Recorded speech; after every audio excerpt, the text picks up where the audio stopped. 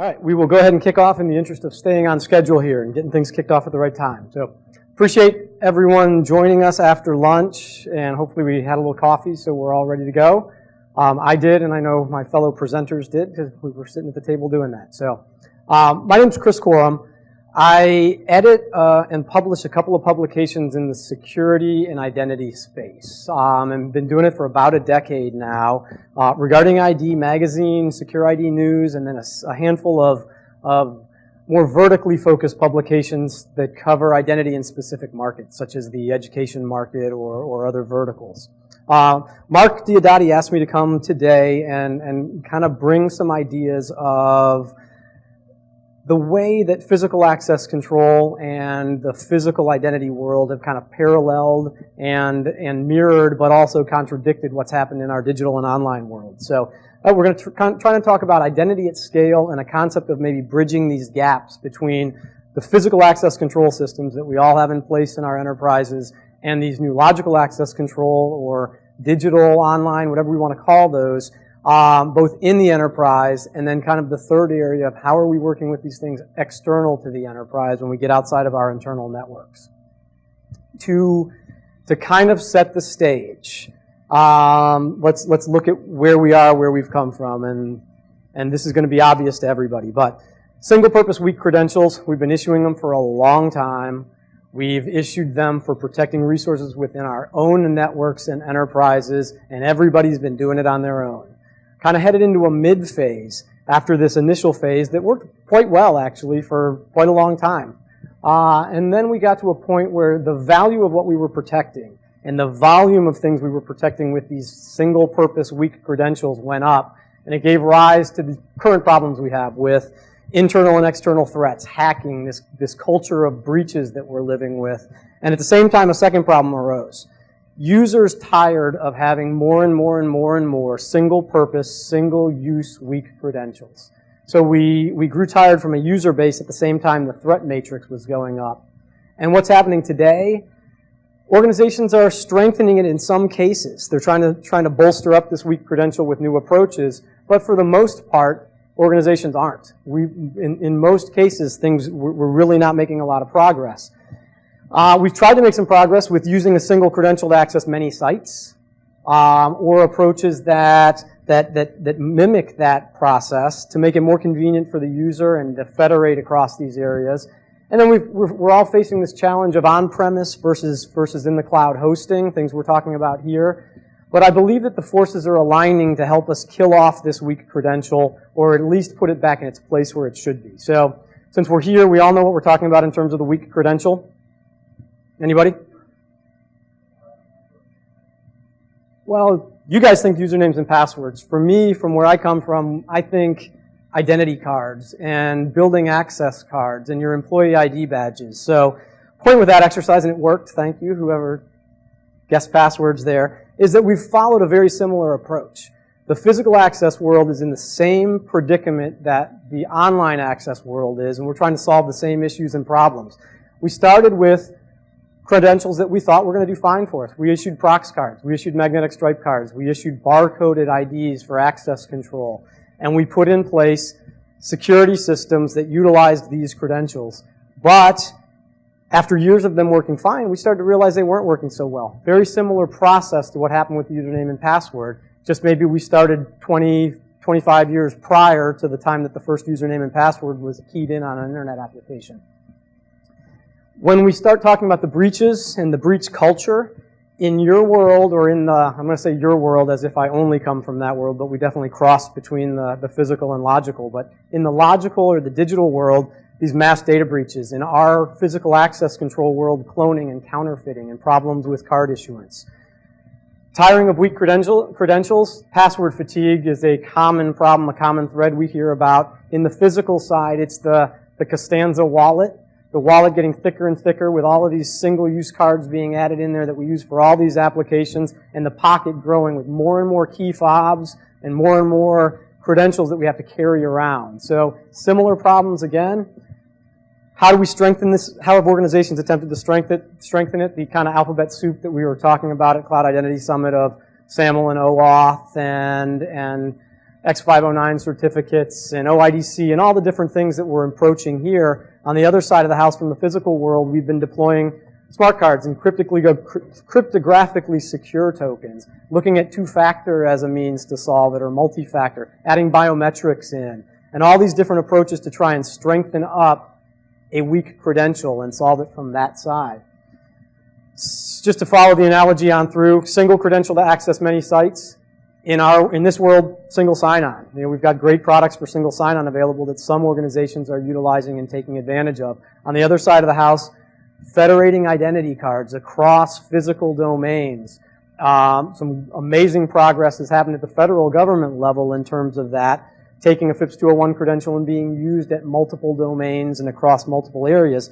Still very difficult, though. Similarly, we've looked to the mobile phone or the wallet or the keychain on a mobile phone to be able to utilize NFC or Bluetooth or another short-range technology to let us store multiple credentials on that device to give the user a semblance of a single sign-on experience. Certainly a little bit of different architecture, but similar. And then, do we host on-premise or do we host in-house? Or host on-premise or host in the cloud? Cloud Identity Summit, everything we're talking about here answers that or addresses that in the virtual world. In the physical world, we have a similar concept of identity as a service or IDaaS and outsourcing some of these physical access control and credential issuance processes for physical as well as virtual. So, point with this whole exercise was to hopefully get you bought into the idea that we've kind of followed a similar path.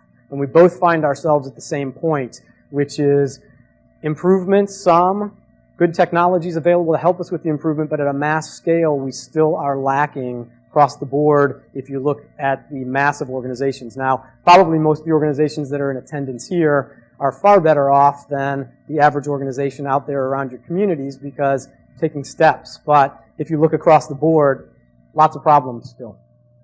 Again, I mentioned we publish Regarding ID magazine. I think that a niche publication is a pretty good indicator to show what's happened in an industry if you look at it over time. So in talking to Mark from Ping about the presentation, I was mentioning how you look at our covers, we've got them all on wall in one room at a conference room at the office, and you can see the progression of identity and security over the last decade or so in the cover art that was there. To give you a sense, back in the mid-2000s, 2004, 2005, physical security and what we were calling identity at the time was very focused on an access badge and what you can do with it. And how can you do more with that access badge than just let someone in the door? But it was things like, can you let them buy something from a vending machine? Can you also let them get access to the library or check out materials from corporate facilities or reserve things? So it was very focused on expanding the use of an access badge. FIPS 201 comes along. Lots of, back again, mid-2000s, we're writing about FIPS 201, but writing about it largely, even though it's planned and it now is fulfilling its mission of both a physical and a virtual or digital security token. In the early days, it was very clearly physical focused. And so it was how are we getting people into facilities and federating that identity. We did give nod to convergence even back in the early days, but as we'll talk about in a few minutes when we come back to Our Lady here, convergence was thought of very differently back in early 2000s, mid-2000s. We were trying to ram multiple technologies onto a single card. We weren't really trying to converge much of anything. We were trying to save a piece of plastic. As we turn to the second half of that decade, biometrics at the door, national ID cards. This is an example. That series of years there, we would cover things like airport IDs and healthcare IDs, national IDs, voter IDs, driver's licenses, passports, all these identification documents and identity technologies, but really all geared around granting access either to a facility or to some kind of a privilege or something face-to-face, not really getting into or crossing over into the digital world.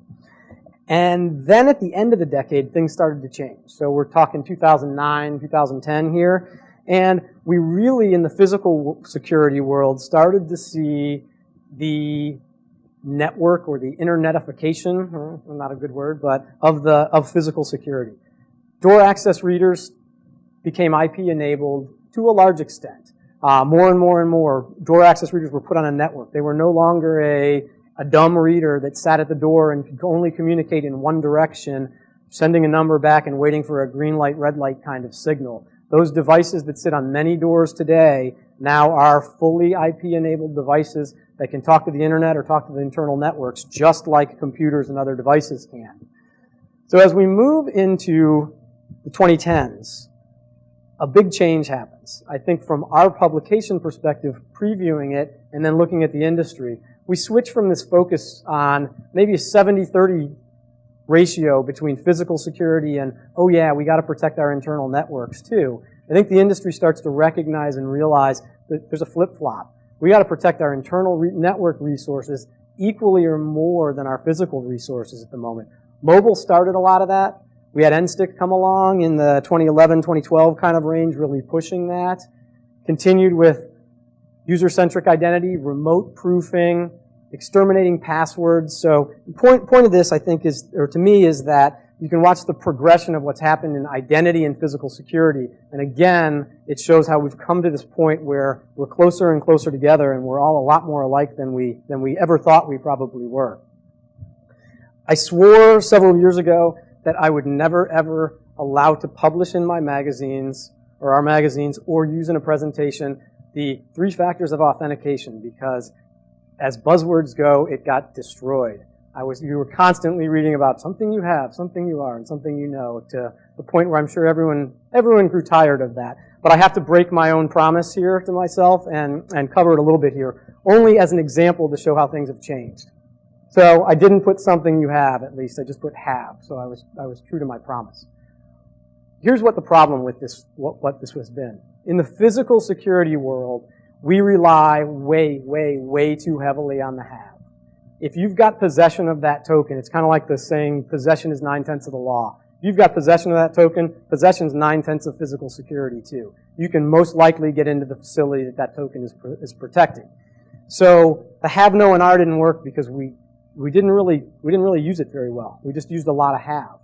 The other side of the house, the virtual world or the digital identity world, we've focused way too much on the know, to the exclusion of the have and the are. Not completely, but in general, if you have a password, or if you know a password and you know a username, you can get access to those things.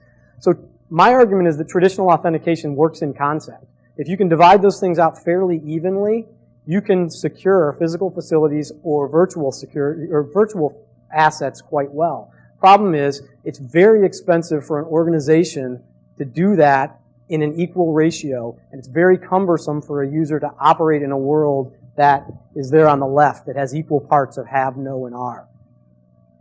So what does next generation look like? Next generation authentication. I think we're at a change, and I'm not the first person who's going to say this. You've heard a lot of talk this week about things like adaptive authentication. There's a lot of words for it, but adaptive authentication, continuous authentication, threaded authentication.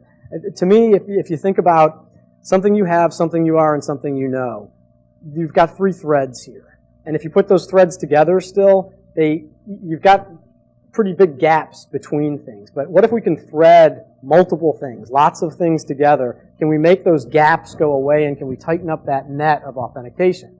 So I think what we're on the verge of being able to do is begin to add in lots of things in an unobtrusive way that doesn't cause inconvenience for our users or really additional cost for our enterprises trying to deploy these things. But by using the digital footprints that are already out there and the digital breadcrumbs that we leave behind in our ongoing day-to-day actions within our organizations and in our personal lives, we can have lots of things that we have.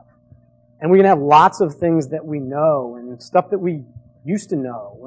And we can have lots of things that we are and something else that you are and some other thing that you are. And you can start to combine the ares and the haves and the knows into other actions, like things that you did and something else that you did and something you did a little while ago and something you connected to, something you tapped on, where you parked your car, somewhere you went, something you walked past and you logged into or you touched with a Bluetooth connected device, something you tapped into actively.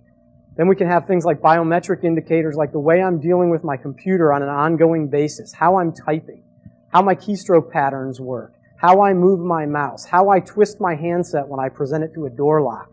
All these things are little indicators that by themselves are not strong enough to authorize an authentication transaction. But as behind-the-scenes data added together and then multiplied on top of each other multiple times becomes this matrix of things that we can pull from all these threads, and from the back of the room, that probably looks more like that. So we've taken that weak, three-threaded concept that we've been using in traditional authentication and made it potentially look more like this. Very hard to get through unless you're the approved person. So we've really tightened up the authentication transaction. A couple presentations that I've sat through have already discussed this concept of adaptive or continuous authentication, so I'll try and keep it rapid and give you my perspective on it. Imagine, of course, the mobile phone fits into everything that we talk about and do today in almost any market, no matter where we are. So adaptive authentication, obviously no exception to that. What does the phone say about me that could help to authenticate or help to strengthen an authentication transaction? It says where I am. It can geolocate. It knows that I'm not at home today. I'm in Monterey. As I walk past things on Cannery Row, it taps me in. It contacts or communicates with those through my Bluetooth connectivity or through other short-range communication techniques. It knows patterns of how I'm making my phone calls. Am I receiving them at the same time? Am I doing things differently? Moving along, a lot of talk, again, at this conference about connected homes and Nest thermostats and things like that. But right now, my house is telling the world, if it was connected, that I'm not in town. My AC is set, or my heating and cooling system is set to an away mode. My lights in my office didn't turn on this morning, haven't turned on for a couple of mornings. All that data can play in. I'm dealing with social networks differently. I tapped in at the Monterey Aquarium day before yesterday. I'm not home. My connected car. This is another hot one. I probably get, as an editor, we get submitted articles all the time. Right now, connected car has to be among the hottest topics out there because a week doesn't go by where someone doesn't pitch a connected car story and how it's going to impact the identity world. So connected cars are big right now. I don't care about my connected car from the standpoint of it telling the dealership that it's time for me to get my oil changed, but it is pretty intriguing to me that my car could potentially say that it's not parked at my house or my office today, it's at the airport. It's been there for a few days. So that means a lot when I try and authenticate to conduct a transaction. It can also say, has it started today? It hasn't moved for a few days. Moving along, things like biometrics, that are especially biometrics that are passively taken through the course of the day. The keystrokes that I mentioned, the twisting of the phone, the way I move my mouse. Currently, the biometrics in our handsets are touch your finger to the button. The next generation of those will most likely be behind the screen, so that as I move through the day and swipe and do anything else on my mobile device or my tablet, it's going to be able to kind of provide a continuous biometric recognition of me. Similarly, wearables. What are my wearables? What could my wearables be telling to the network right now? Could be telling them that I'm 3 hours behind in what my normal activities are. I'm exercising 3 hours too slow, or 3 hours later. I'm sleeping 3 hours later. So things are really rapidly changing there. And we've heard a lot of talk about the connected toothbrush at this conference so far, but mine was the connected coffee pot. My Mr. Coffee, that there is a Mr. Coffee available that's internet enabled. I don't care that it can tell Starbucks to send me new coffee because I'm out. What I do care about is it's a very good indicator as to whether or not I'm in home. If I didn't make coffee today, something's happening and I'm not there. I shouldn't be, in that sense, when we get to this authentication question. With all those things that I mentioned, I shouldn't be able to log in from my office computer. I shouldn't be able to log in from my home computer because everything that we've talked about here has said, Chris is not in Tallahassee, Florida. Chris is in Monterey, California, or at least he's someplace else. The car said it, the home said it, the phone said it, the wearables said it, my coffee maker said it. So as we look at these transactions, how can that work? And in the virtual world, it's pretty easy to see, but I think it applies to the physical access control world as well. And that is, when my proximity card is presented at my office location to a network IP-enabled access control reader at the front door, even though that card is valid and that card is questionable in terms of its actual security capabilities, they should be able to know from all of this other threaded, adaptive, continuous, always on, available data that that card shouldn't be accepted, even though it looks like a valid card, and it is a valid card, because I, as the owner of that card, can't be there to present it to the office store. So I think it's just a model of how we can change authentication and add all those threads together into this netted effect. So back to our convergence lady. In 04, 05, whenever this was the cover article on convergence, you can read what she's saying there. She was talking about how with this single card, I can get into my building and I can get onto my corporate network. What we were talking about doing back in those days was adding either a dual interface chip so that I could use the contactless component to get into the building and the contact chip to slide into a reader to access my resources. Or we were maybe even using a combi card, we called them in the old days, where you got two separate chips on that same card. It really wasn't, we weren't solving, the approach wasn't going to solve much of anything. We were trying to ram two things onto a single piece of plastic. I think where we are today is on the verge of changing the concept of convergence to a concept of coalescence, where the same technologies that we're using for digital access and authentication can play in the physical access and authentication process as well. So we're not converging disparate systems into one token. We're converging the whole concept of how we use authentication and how we go about this in our physical, virtual, personal lives as well. Because I think this extends from the same concept from the network in my office to the network of things that I use in my personal life, and from the door at my office to the door that I use to get into my house or the door that I unlock to drive my car. And all these technologies can converge around this idea of adaptive, continuous authentication.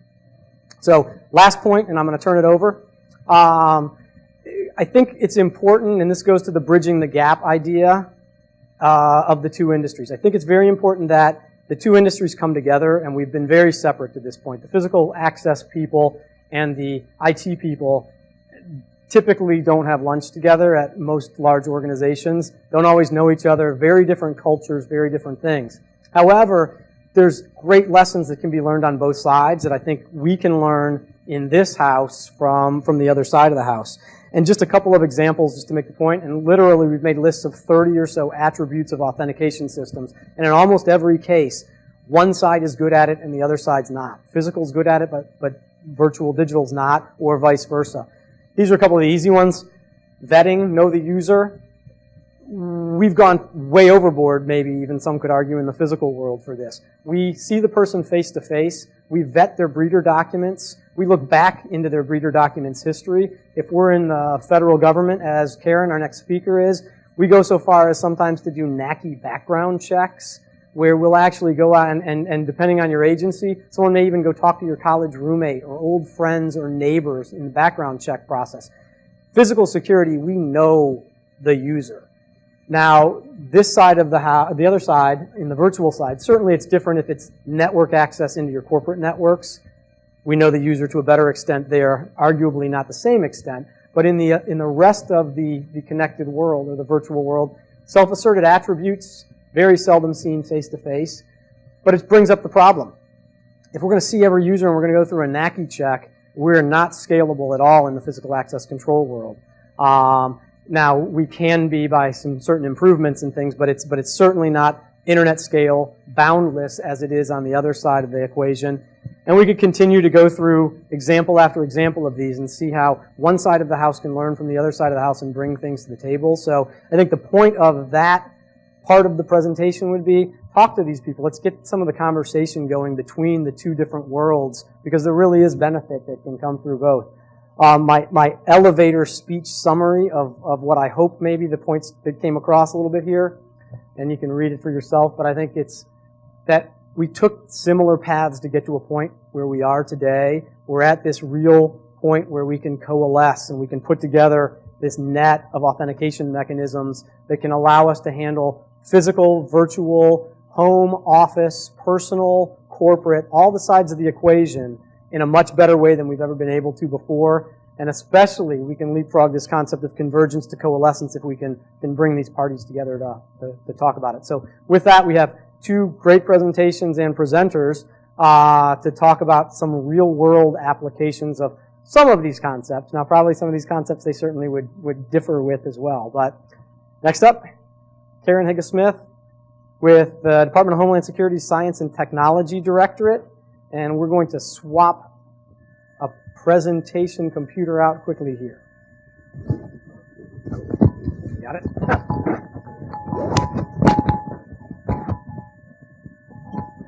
So thanks, everybody.